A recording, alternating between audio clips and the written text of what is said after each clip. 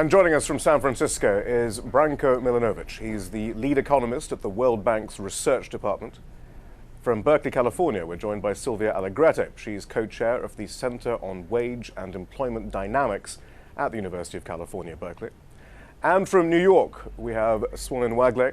He's one of the authors of the UNDP's 2013 Human Development Report. Swarnim, can I begin with you in that case, actually? We haven't really fully explained what an HDI value really means. What exactly is being measured here? What do these numbers mean?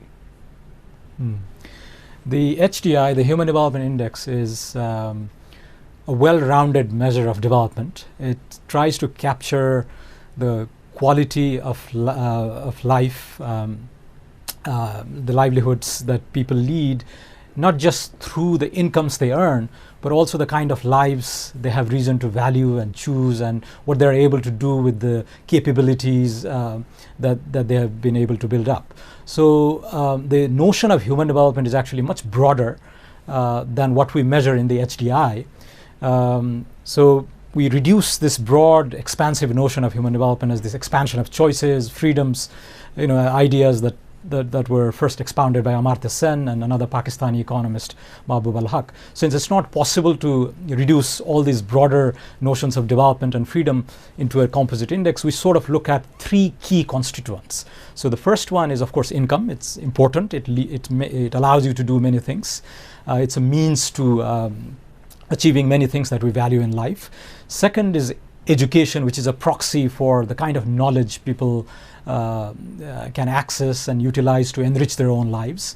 And the third is health, which we measure by life expectancy, sort of the longevity, how productive lives that people can lead. So it's a much broader measure of development achievement, if you like. So the health index, we use life expectancy, as I mentioned. Education is composed of the expected years of schooling and average years of schooling of the average citizen in a particular country, and income is measured by the gross national income per capita. So we put these things together just to get a better sense of development achievement. So is there a sense it's more meaningful perhaps than simply a GDP number? I mean, it's more focused. The GDP per capita, exactly. Yes.